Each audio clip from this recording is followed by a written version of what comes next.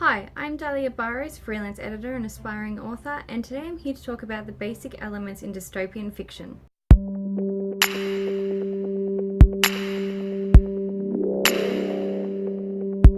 Primarily, I write dystopian fiction. It's a thankless job, but somebody's got to do it. In all seriousness, I love writing dystopian novels. The world is gritty, the ruling force is cruel, and the unthinking majority are oblivious. Every element is textured and it leaves so much room for some really deep, hearty discussions. Not only this, but you can really get in deep with the descriptions, and I love describing things. Today I'll be referencing a few books and movies, but no spoilers will be given. And there are 5 elements that I'd like to talk about today, so let's get started. Number 1, a false utopia. You've probably heard me say this before, but you cannot have a utopian world without first having a dystopian world. And in novels, the world might actually be really close to reaching a utopian society, but an uprising or rebellion or something might tear it down, just before it reaches that pivotal moment, that meeting the goddess of Utopia. And for all intents and purposes, the world appears to be utopian to the people living within it. Crime is low, emotions are neutralized, and the people just mingle without any hassle.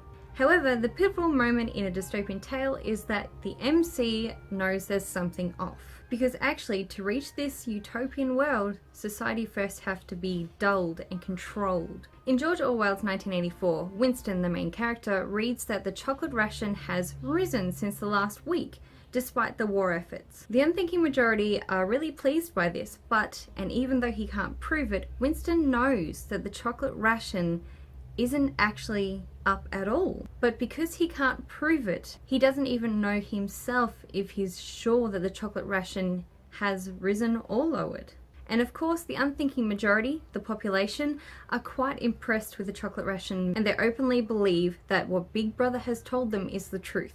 Number 2, death of free thought. We like to think we live in a free thinking age. We have access to novels, we have access to music, the internet, and everything that we could use to fill our minds full of information. In a dystopian world, free thought is either dead or punishable if caught. D503, the MC of We by Yevgeny Zamyatin, is completely enthralled by the idea of being submissive, completely submissive to the benefactor. He sees this as the ultimate freedom. The title of the book is We, so of course it suggests the uniform we rather than the individual I. This submission means following the book of hours, which tells every single person what they need to be doing at what time throughout the day. Every single act is controlled by this book.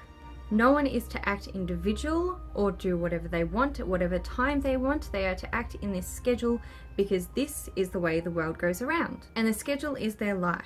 Number 3, dull the masses. In order to have a society of unthinking people, you need propaganda. But if that doesn't work, add in a serum that keeps your people dulled and easy to control. If the masses are calm, a chance of an uprising is very slim. If you're looking to beef up the control that your dystopian leader has, I highly suggest looking into books of manipulation and the power of speech. Look at how other people have controlled a massive amount of people and gotten them to do things that a normal person as an individual would never even think about doing. Equilibrium, directed by Kurt Wimmer, displays the idea of a drug to subdue the masses really well. The father has not only instilled a fantastic amount of propaganda on his people, but he's also created Prosium. Prosium is a Prozac-like drug which is self-injected on a daily basis to keep your emotions neutral. If the people in your society do not get angry, they aren't happy, they don't get sad, then they have no driving force to do anything about their situation because they're just content with their situation.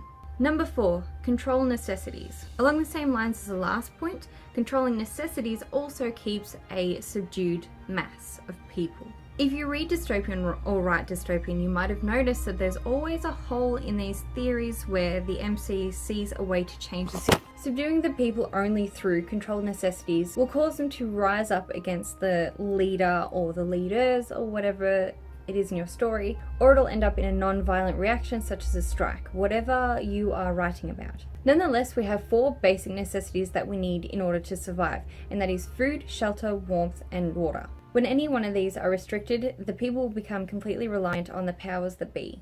So not only did my camera fall while I was filming this, also while I was editing the video, my playback item decided to not sync up with the audio and my mouth movements, so I have to refilm in this. So I do not look the same, I'm aware of that. My background does not look the same, nothing really looks the same, but anywho, let's get into it. Snowpiercer, directed by Bong Joon-ho, is a very interesting dystopian tale. When a failed plan to halt global warming ends up turning it into a massive ice age, the humans are forced to travel around a massive train around the Earth. These people are split into their social groupings, say like the scum, who are right at the end of the train at the tail. This also makes them furthest away from the top of the train, which is obviously where the leader lives. The people at the end of the train are fed these protein blocks, which is all their vitamins and minerals and nutrients that they need, and have little to no access to medication and sanitation. Because their necessities are controlled, they are forced to rely on those who are above them in the social hierarchy for their survival. Of course, this is the exact reason why they decide to rise up against the rest of the train.